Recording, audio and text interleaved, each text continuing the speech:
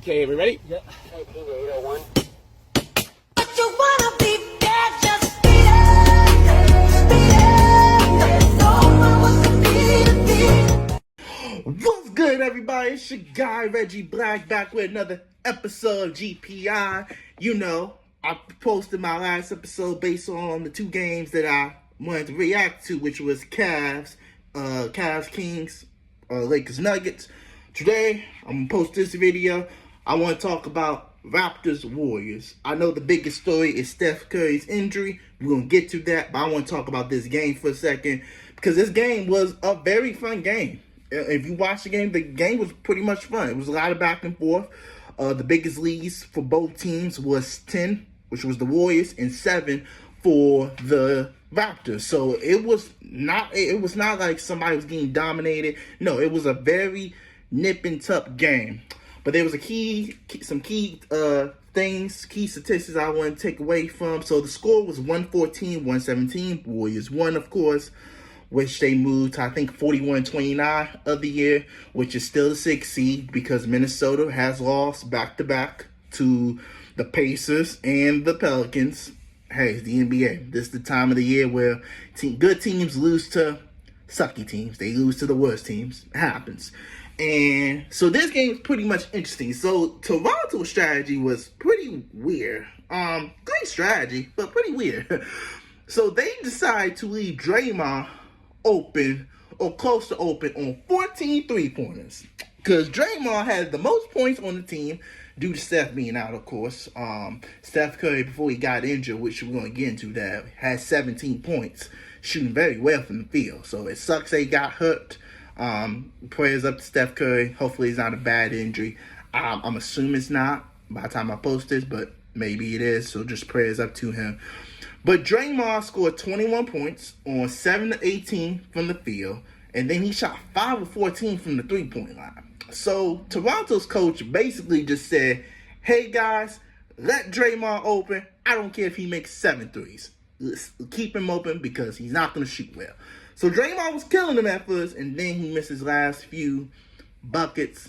And then pretty much, but the main takeaway I take from this game is, for the Warriors' perspective, size is still an issue.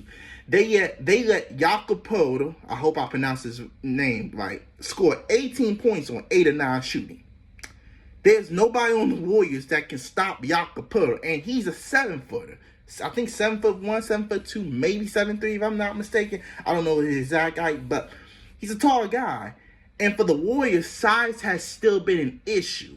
And it's going to continue to be an issue under Steve Kerr, because if you know Steve Kerr and what he likes his athletic wing small guys. Look at Andre Iguodala.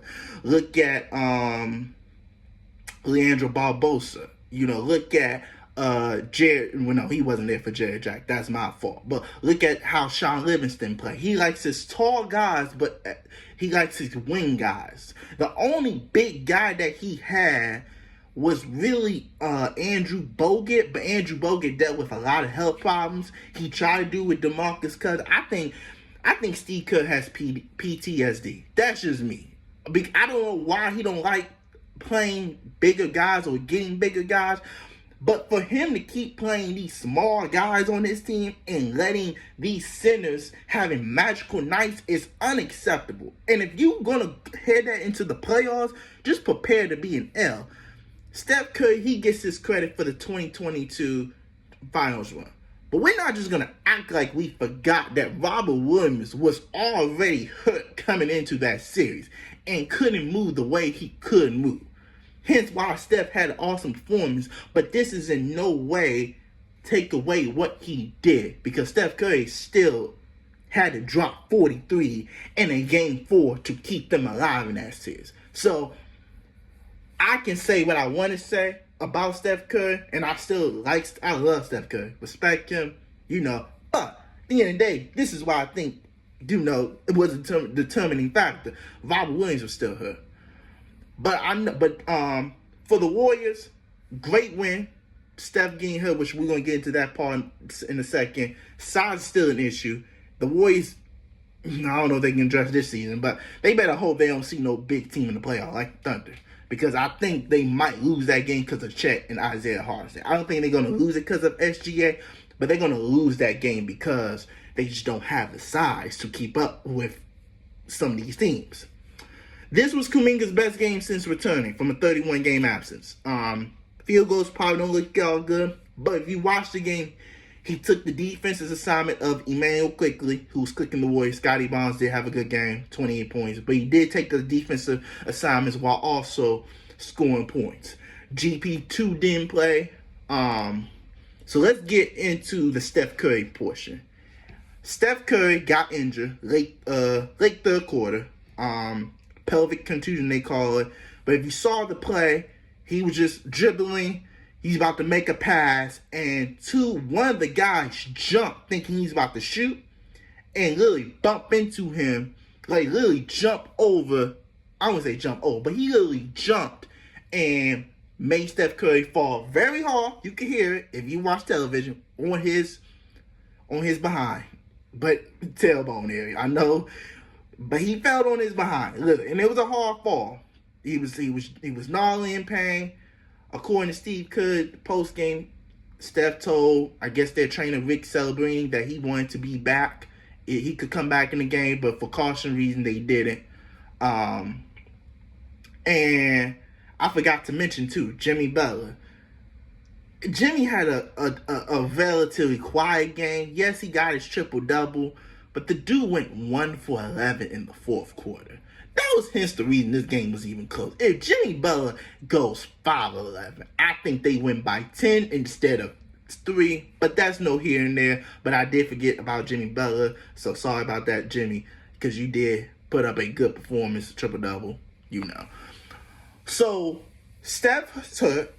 And now the question becomes, what is next for the Warriors? What's next for the Warriors is just trying to survive without Steph. Because I don't think you're going to get the 5th seed. I don't think you can get 1 through 5. I think you have an opportunity, but I think the Steph injury kind of put things in a little damper. But I will say this. Their next 4 games on the road are winnable games. I think they have the Hawks, the Spurs without Wemby, and De'Aaron Fox is out for the year too. I don't think people, if you haven't been paying attention, De'Aaron Fox out for the year too. So you don't have Wemby and De'Aaron Fox. So you got the Spurs without those 2 guys, winnable. But you did lose to them last time with Steph. But I will say this. The Warriors defensively is better without Steph. That's just, Steph has never been known as a good defender. He just has. And it's okay. When you're where he is, a point guard. Point guards are not known as a good defender. They're supposed to help you score. So Steph counters that defending by being able to score. That's credit to him. But defensively, they might miss the offensive production, but you can't turn the ball over. You was turning the ball over with him anyway, but you definitely can't turn the ball over because you don't have the guy that can erase those turnovers, scoring buckets-wise. So what's next for the Warriors? Just surviving. The best case scenario is Steph takes at least 2 weeks off and he can be healthy for the playoffs, which is scary for the league because I think when you ask a lot of NBA players who don't want to see in the playoffs, there's 2 guys. And at their healthiest, there's 2 guys they do not want to see. They don't want to see LeBron James. They don't want to see Stephen Curry. And if you see both of them at their healthiest, you're in for a long series. Just going to be honest. You're in for a long series. So, their next 4 games are winnable, really, on the road. They got the Hawks. Could be a questionable game, depending on which Hawks version we see. They got one against the Spurs, without Wemby and De'Aaron Fox. They got another one against the Heat, who's dying. You just seen what they just did. They just lost to a Pistons team who's good, don't get me wrong, but they had like a 8 to 10 point lead with maybe like 3 minutes to go, and yeah, they just let that up. Now K's a dog. If y'all don't know, K Cunningham, he's for real. But they in dire situation due to Jimmy Butler trade. I forgot the other team, excuse my heart. But all 4 games are winnable. I will say that all 4 games are winnable. So if they can at least win the next 3 out of 4, the best case scenario is to go 3-1 in that 4-game stretch before you can see if Steph can return.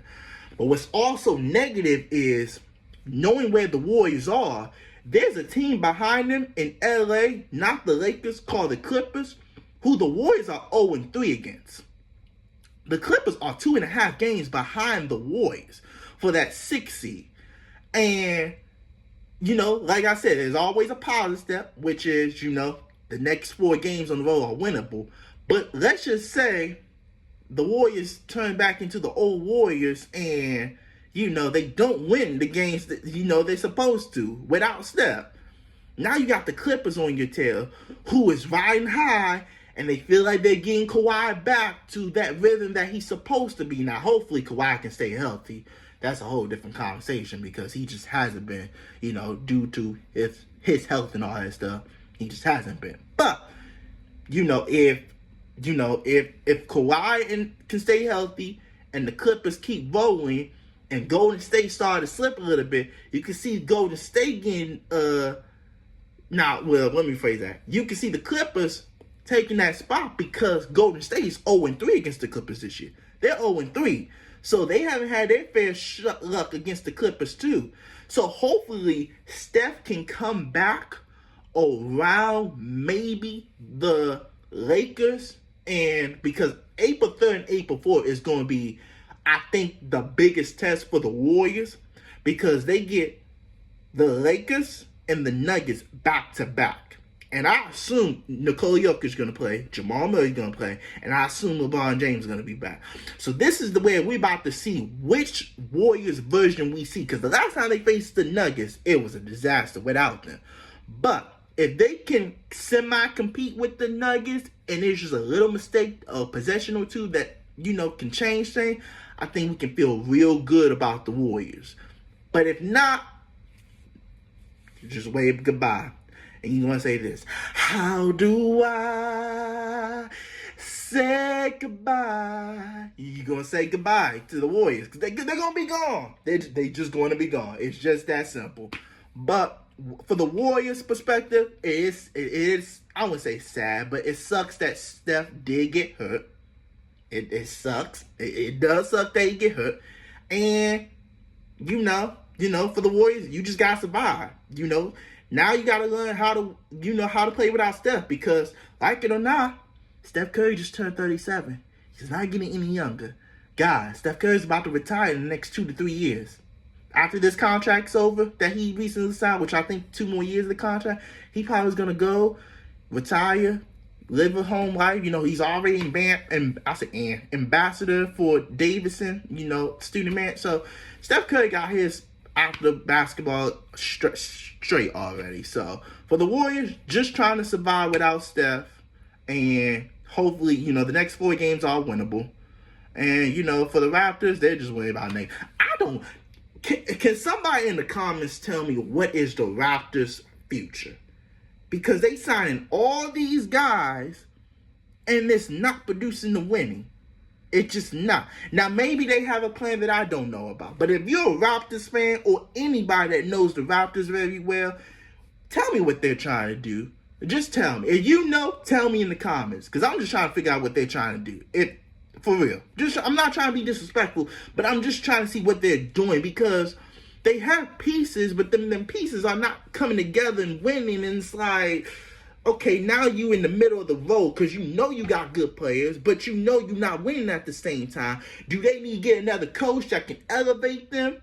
Is that a question they need? Because if they do, maybe they need to fire the coach. I forgot his name. I don't want to butcher his name, so I think his name is, I'm not even going to pronounce it. But the Raptors coach, everybody knows. So yeah, for the Raptors, it's just a question of what's next for them. But for the Warriors, we know what's next. They won. They about to start their road trip. I think it's 6 games road trip. Probably their last huge one of the season because the season winding down. Got less than 30 days before the season end. Then playoffs get started. I'm excited for playoffs. But yeah, y'all can put 18 points. So yeah, size still an issue for Warriors. And if they can't figure that out now, They've never been able to figure it out. But I don't know. I'm thinking Steve Kerr and this PTSD, and then him winning small ball in 2022, thinking he can just keep going with it. So if I'm Steve Kerr, this is my message for Steve Kerr. Steve Kerr, stop playing small ball. It does not work no more. I'm not saying you can't do it in stints. Just stop trying to consistently do it. Because teams are getting better. They're getting a little bigger now. And your style just don't work anymore to a degree. It has deteriorated a little bit. So that's my message for Steve Kerr. But other than that, I hope y'all enjoyed this edition of GPI Game Plan Insights. I'm Reginald Black, aka Reggie Black. I'm out, y'all. See y'all next video. Can't wait to see y'all.